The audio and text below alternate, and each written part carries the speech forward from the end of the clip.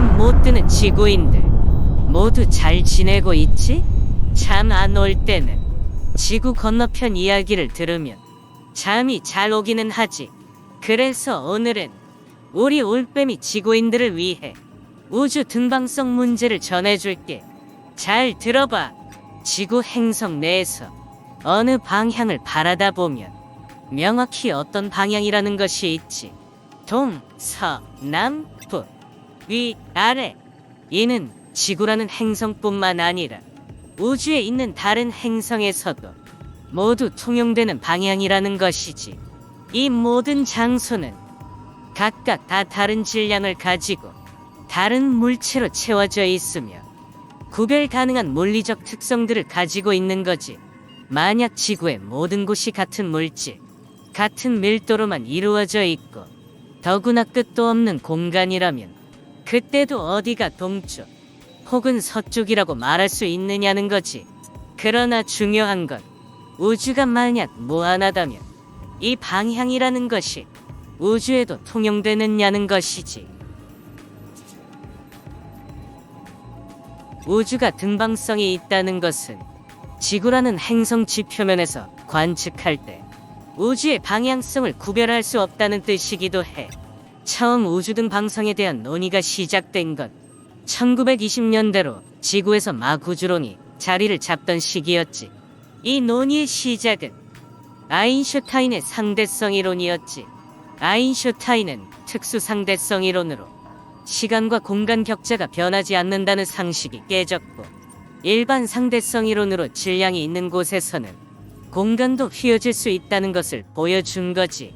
그때 과학자들 사이에 아주 기이한 현상을 관측했고 그 결과로 지구 행성이 떠들썩했지.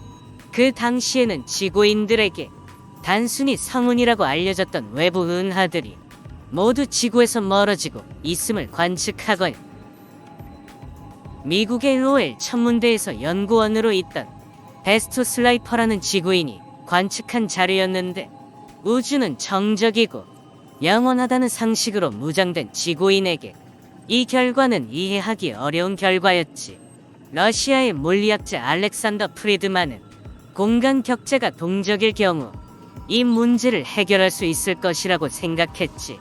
그는 우주는 일정한 속도로 팽창하고 수축한다는 팽창 우주론을 제시했는데, 우주의 물질들이 균일하고 또 등방하게 분포하고 있다고 가정하고 이를 우주원리라고 천명했지.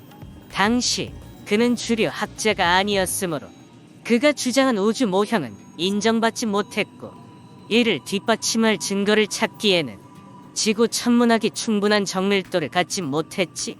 하지만 9년 뒤 에드윈 허블이라는 지구인이 외부 은하의 적생 편의와 우주 거리를 동시에 관찰해 우주가 팽창한다는 사실을 관측한 거야. 놀랍지? 이건 지구인들에겐 놀라운 사실이었던 거야. 즉, 프리드만의 예측대로 우주의 공간은 동적으로 팽창하고 있었던 것이지. 그래서 우주가 등방해야 한다는 논란은 그 이후에 등장한 거지. 허블 울트라 딥필드 관측으로 일부 은하 모습을 확대해 보면 붉은 빛을 띠고 있지. 이건 은하들이 점점 멀어지고 있다는 의미지. 이러한 사실은 파란 후레쉬를 들고 밤에 멀리 떨어져서 비추면 붉은 빛으로 변하고 더 멀수록 더 붉게 보이는 게 그 증명이지. 불빛도 없는 시골에 가서 아주 깜깜한 날 넓은 곳에 나가서 실험을 해보면 알게 될 거야. 이런 현상을 도플러 효과라고 하지. 도플러 효과는 따라 광원이 관측자에게 가까이 다가오면 빛의 파장이 짧아지고 반대로 멀어지면 빛의 파장이 길어진다는 거지. 지구에서는 전자를 청색 편이, 후자를 적색 편이라 부르지. 외부 은하의 스펙트럼을 분석하면 얼마만큼의 속도로 가까워지고 멀어지는지를 계산해낼 수 있는 것이지. 그래서 이 적색 편의로 별이 점점 멀어지고 있음을 증명하는 데 쓰고 있는 것이지. 지구인들은 1930년대에 우주 팽창의 결정적인 문제점을 논쟁했지. 팽창하는 우주라면 거에는 모든 물질이 한 점에 모이는 특이점에 도달했어야 한다는 거지. 빵빵한 풍선이 부풀어 오르기 전 필연적으로 하나의 점에서 시작하는 것과 같은 원리지. 이게 빅뱅 우주론이지. 그러나 우주는 균일하고 등방성이 있으므로 빅뱅은 틀린 가설이라는 거지. 지구인들은 380억 광년 떨어진 곳에서 오는 빛을 초기 우주라고 주장하고 있지만 등방성의 원리로 380억 광년 떨어진 지점에서 관측하면 지구 행성은 지금 우주 초기냐는 거지. 여기에 문제점이 있지. 빛은 우주라는 커다란 공간 안에서 정해진 속도로 갈 수밖에 없다는 것이지. 380억 광년 밖에는 380억 년 전의 모습이고, 그곳에서 지구를 관측한다 해도 마찬가지로 380억 년 전이라는 거지.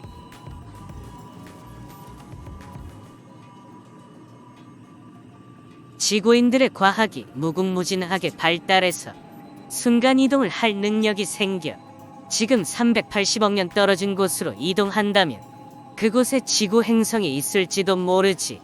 빛의 속도는 정해져 있고 우주는 빛보다 빠른 속도로 팽창하고 있으므로 지구는 여기에도 있고 또 저기에도 있을 수 있을지도 모르지.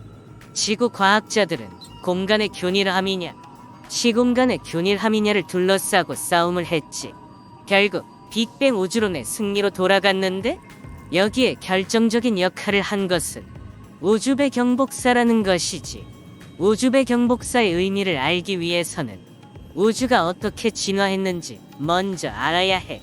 안다고? 알아도 한번 들어봐.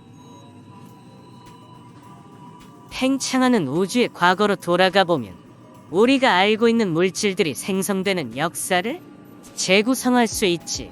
물론 빅뱅 이론의 에너지 특이점은 아직 지구 과학으로는 풀 수 없는 미지의 영역이지만 우리가 설명할 수 있는 온도까지 우주가 식는다면 기초과학을 적용해 우주의 진화를 설명할 수는 있겠지? 우주의 진화에서 가장 흥미로운 과정은 빛이 전자의 감옥을 탈출하는 과정이지. 빛은 전자를 만나면 산란을 하게 되는데 한번 산란을 하게 되면 그 이전의 정보를 잃어버린다는 거지. 마치 호숫가의 안개 속에 들어가 길을 찾지 못하고 헤매는 것과 같은 거지.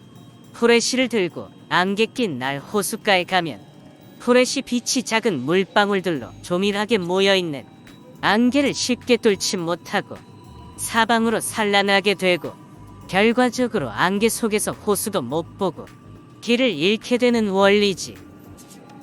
마찬가지로 우주 초기에는 전자의 밀도가 높아 빛이 자유롭게 나아가지 못했지. 우주가 팽창하면서 전자 사이의 거리가 충분히 멀어지는 시기에 빛은 전 우주 공간으로 뻗어나가며 동시에 복사하게 된 거지. 이 빛을 우주배 경복사라고 하는 거지. 이 시기는 대략 지구인들이 칭하는 빅뱅으로부터 30만 년 이후로, 다시 말해 지금부터 137억 년 전에 일어난 일로 추정하지. 이 태초의 빛은 동일한 시간대에서 복사하고 아무런 방해를 받지 않고 여행했기 때문에 똑같은 복사 에너지 온도로 관측하는 것이지.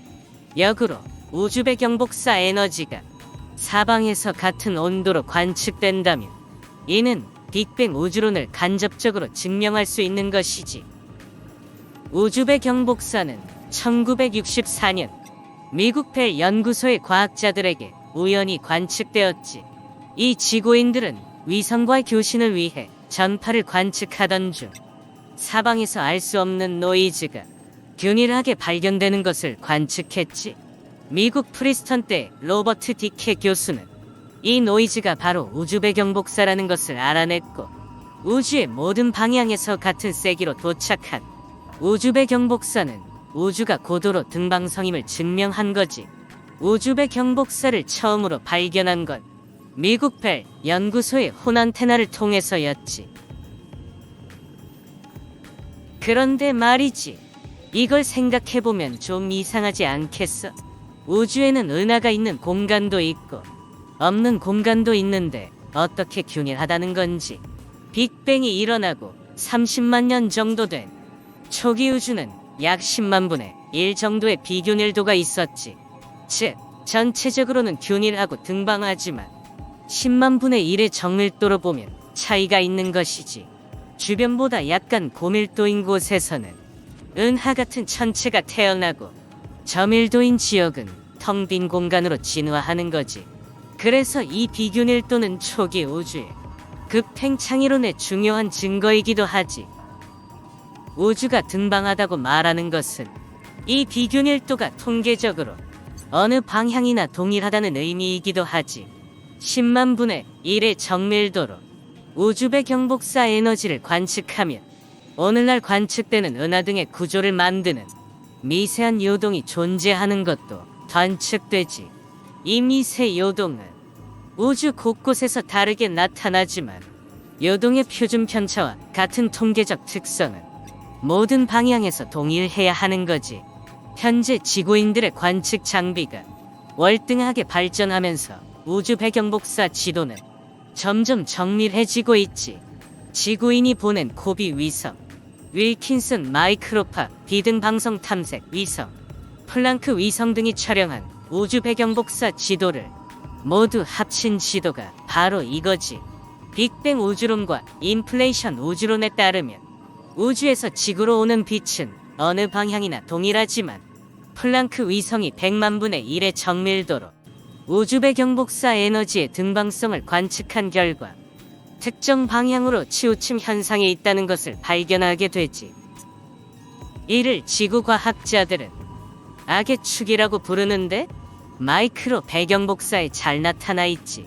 영국 유명 대학의 공동연구팀이 특정 방향으로의 뒤틀림 현상을 가정하여 이 뒤틀림 때문에 특정한 방향성이 나타날 수 있는지를 통계적으로 분석한 결과 우주가 특정한 방향성을 가질 확률은 12만 1000분의 1이었다고 하지. 하지만 안타깝게도 악의 축 이론은 정말 정밀한 검증이 불가능하다는 거야. 우주의 방향성이 인과론적인 지평선에 가까운 곳에서만 발견됐기 때문이지. 지평선 너머의 우주는 알 수 없는 곳이니 악의 축이 우주 전반에 걸쳐 나타나는 방향성인지를 확인할 수가 없는 거지. 통계적으로 의미 있는 값을 측정하기에는 모집단의 크기가 너무 작다는 의미이기도 하지. 비록 우리가 관측한 하나의 우주에서 이상현상이 발견되었을지라도 지평선 너머에 이런 방향성이 존재한다는 보장이 없는 거지. 그래서 지구인들은 빛이나 전파만으로 우주를 관측하는 것은 늘 한계성을 드러내는 것이지. 왜냐하면 빛과 전파는 우주 내에서 같은 속도를 유지하며 도달성의 한계가 있음에 주목해야 하는 거지. 그래서 마이크로 배경복사로 그려진 저런 이미지는 빛과 전파의 도달 한계선, 즉 어떤 지평선을 나타낼 뿐이지 지구에서 저 경계선 너머에 얼마나 많은 별들이 있고 얼마나 우주가 넓은지는 아직 관측할 수도 없고 볼 수도 없는 미지의 영역인 거지. 그러나 내가 알려줄게.